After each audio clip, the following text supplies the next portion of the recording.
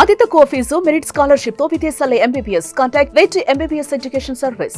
బాలరామాయణ సీతగానే మీరు మాకు ఇప్పటికీ గుర్తున్నారు. ఆ తర్వాత అసలు ఏమైపోయారు స్మిత అనిపించింది అందరికి. రామాయణం సందర్భం వేరు, ఆ తదనంతరం వచ్చిన అవకాశాలు సంభవం నాకు అంత సూట్ అవ్వలేదన్నమాట. ఇప్పుడు మళ్ళీ సీత క్యారెక్టర్ కనుక చేస్తే స్మితా మాధవ్ చెయ్యాలి అన్నంత అందంగా ఉన్నారు. నిజంగా మీ బ్యూటీ సీక్రెట్ తెలుసుకోవచ్చా? దేవుడు ఇచ్చింది కొద్దో గొప్ప పాడు చేసుకోండి బేసిక్గా. సో ప్రోడక్ట్స్ వాడేయడం, ఏమేమో తినేయడం అలాంటివి కాకుండా ఫిజిక్ ఎలా మెయింటైన్ చేయగలుగుతున్నారు? డాన్సేనా? నాకు నచ్చిన ఫిట్నెస్లో యోగానే. బికాజ్ అన్నిటికన్నా సులువు, ఎక్కడైనా అక్కడ చేయొచ్చు. పెద్దగా పటాటోపం ఏమీ అవసరం, హడావిడి షూస్ అని, జిమ్ అని, ఎక్విప్మెంట్ అని, ఇదని అదని ఏమీ లేకుండా జస్ట్ ఒక చిన్న చాప ఉంటే చేసేయచ్చు. నేను అది గట్టిగా నమ్ముతాను. It is for everybody. బాలరామాయణంలో సీతమ్మ తల్లిగా నటించిన స్మితా మాధవ్ గారిని ఎవరు ఎప్పటికీ మర్చిపోలేరు. ఆ అద్భుతమైన క్యారెక్టర్ అలాంటిది. ఇప్పుడు స్మితా మాధవ్ గారు ఒక క్లాసికల్ సింగర్ గా, భరతనాట్యం డాన్సర్ గా, కొరియోగ్రాఫర్ గా, యాంకర్ గా చాలా బిజీగా ఉన్నారు. లోపలికి వెళ్ళి ఆవిడతో మాట్లాడదాం. స్మిత గారు నమస్తే అండి. నమస్కారం. నమస్కారం రండి. బాగున్నారా? బాగున్నానండి. ప్లీజ్ కమ్ రండి. బాలరామాయణంలో సీతగా మీరు యాక్ట్ చేసి దాదాపు 30 years గా వస్తుంది. ఇన్నేళ్ల తర్వాత మిమ్మల్ని కలిసే అవకాశం మాకు వచ్చింది. చాలా సంతోషం. చాలా క్వశ్చన్స్ ఉన్నాయి స్మిత గారు మీ గురించి. రండి కూర్చొని మాట్లాడదాము. అవునా?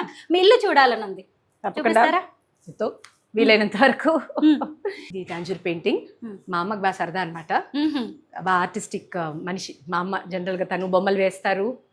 మంచి ఆర్ట్ ఎక్కడన్నా కనపడితే వీలైతే ఇంటికి తీసుకొచ్చి పెట్టుకోవడం, అది అమ్మకి సరదా అనమాట.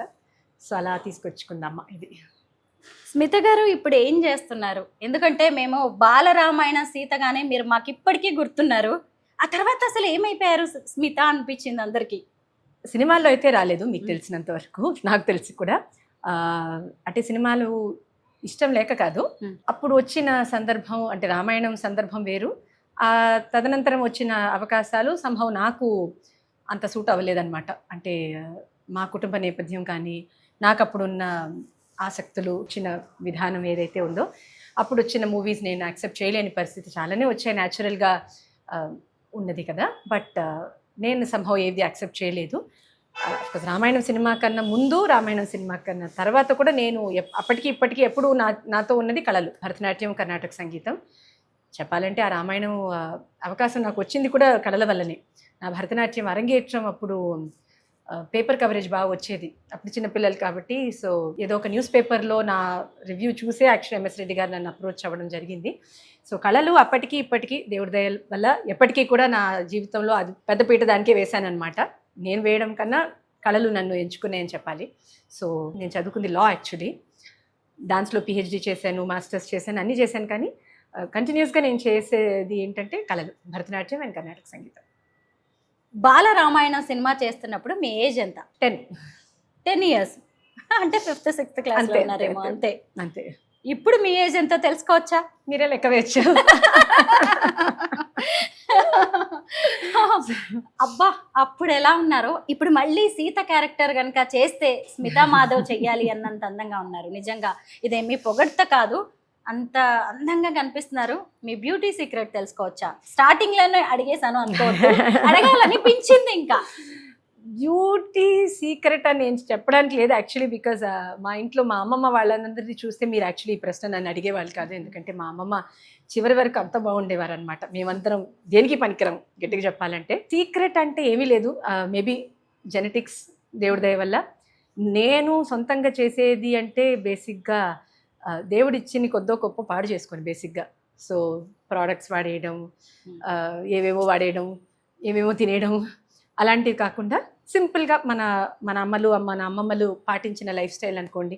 In the sense late nights ఉండవు, ఒక సింపుల్ లైఫ్ స్టైల్ మెయింటైన్ చేయడం, ముఖ్యంగా ఇంటి భోజనం తినడం, మ్యాక్సిమం 90% కన్నా ఎక్కువే ఇంట్లోనే తినడం, బయటికి వెళ్ళినా ఇంట్లో నుంచి బాక్స్ పట్టుకెళ్ళి వెళ్ళడం, అలాంటి చిన్న చిన్నవి పాటించడం.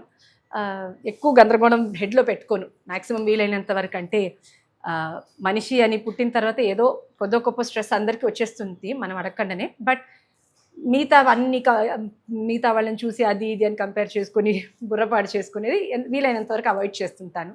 సో అంతే, అంతకుమించి ఏం లేదు. నేను పెద్దగా ప్రయత్నపూర్వకంగా చేసేది ఏం లేదు.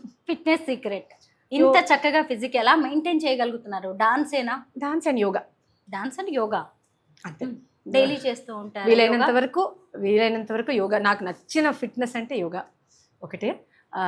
స్విమ్మింగ్ నాకు ఏదో కొంత ఇష్టం, కానీ నేను చేయలేకపోతుంటాను ఎక్కువ, బికాజ్ అది చాలా ఎలాబరేట్ అనమాట.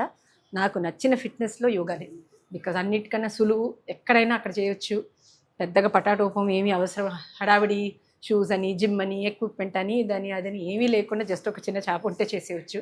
సో నాకు నచ్చిన రొటీన్ అని చెప్పాలంటే డెఫినెట్లీ యోగా. అండ్ నేను అది గట్టిగా నమ్ముతాను, ఇట్ ఈస్ ఫార్ ఎవ్రీబడి. మన పిల్లలకి ఒక పెద్ద గిఫ్ట్ ఏమైనా ఇవ్వాలి అంటే అదే అని నేను చెప్తాను, బికాస్ అది నేర్పించేస్తే వాళ్ళు ఎప్పుడైనా చేసుకోవచ్చు, లైఫ్ అంతా సుఖపడతారు. ఇంతకీ మీ పెళ్ళి ఎప్పుడైంది? లవ్ మ్యారేజా, అరేంజ్డ్ మ్యారేజా? మీ వారి గురించి చెప్పండి.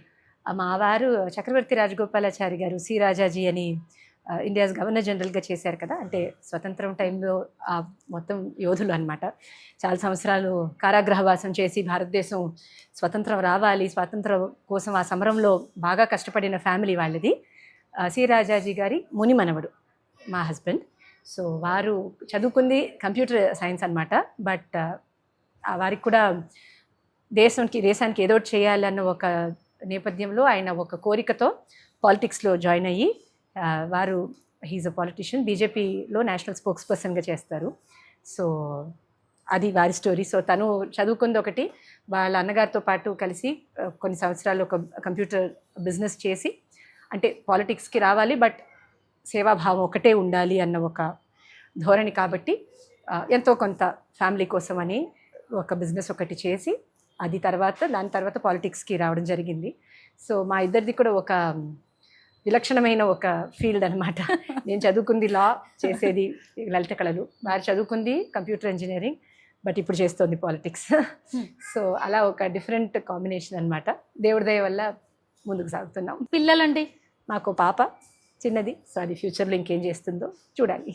ఇప్పుడు ఏం చేస్తున్నారు స్మిత గారు? మాది వర్ణ ఆర్ట్స్ అకాడమీ అని హైదరాబాద్లో డాన్స్ స్కూల్ ఉంది, డాన్స్ అండ్ మ్యూజిక్. సో ఇక్కడ కింద డాన్స్ హాల్ మీకు చూపిస్తాను. సో ముఖ్యంగా భరతనాట్యం అండ్ కర్ణాటక సంగీతం నేర్పిస్తాము. కానీ దానికి ఎంత ముఖ్యత్వం ఇస్తామో దాంతోపాటు మన సనాతన ధర్మం లోని చిన్న చిన్న విషయాలు, పెద్ద పెద్ద విషయాలు, అంటే ఆ చిన్న చిన్న విషయాలే రేపు పొద్దున పెద్దవి అవుతాయి కాబట్టి పిల్లల లైఫ్లో. సో శ్లోకాలు, మాకు వీలైనంత వరకు శ్లోకాలు, స్తోత్రాలు, కథలు ద్వారా ఇలా సమ్మర్ వర్క్షాప్స్ అని పిల్లలకి నేర్పడం. ఇక్కడికి వచ్చే పిల్లలే కాకుండా ఇక్కడ రాలేని పిల్లలు కొంతమంది ఉంటారు కదా, అంటే అంటే ఈ కళలు అనేది ఒక సెక్షన్ ఆఫ్ సొసైటీకి మాత్రమే పరిమితం కాకూడదని ఒక తాపత్రయం అనమాట నాది. సో ఇక్కడ రాలేని వాళ్ళకు కూడా ఆన్లైన్ ద్వారా నేర్పించి, కొంతమందిని చిన్న చిన్న స్కూల్స్ నుంచి ఇక్కడికి పిలుచుకొని ఇక్కడ వచ్చే పిల్లలతో పాటు వాళ్ళకి కూడా నేర్పించి, ఏదో మాకు వీలైనంత, నేను పెద్ద సొసైటీకి కాంట్రిబ్యూషన్ అని చెప్పను, నేను నేర్చుకున్న కళలు నలుగురికి పంచే ఒక ప్రయత్నమే ఈ అకాడమీ ద్వారా. చాలా సంవత్సరాలు, ఆల్మోస్ట్ 20 సంవత్సరాల పైగా ఇన్స్టిట్యూట్ నడుస్తుంది. చాలామంది పిల్లలు, 100కి పైగానే పిల్లలు నేర్చుకుంటారు. అండ్ స్కూల్ అయితే బాగా జరుగుతుంది, ముందుకు వెళ్తుంది. అండ్ ఈ స్కూల్ ద్వారా చాలామంది పిల్లలకి మన కళల పట్ల అవగాహనతో పాటు నాకున్న ఆ పిపాస ఏదైతే ఉందో అది షేర్ చేసే అవకాశం నాకు దొరుకుతుంది. సో అది నాకు తృప్తి అన్నమాట.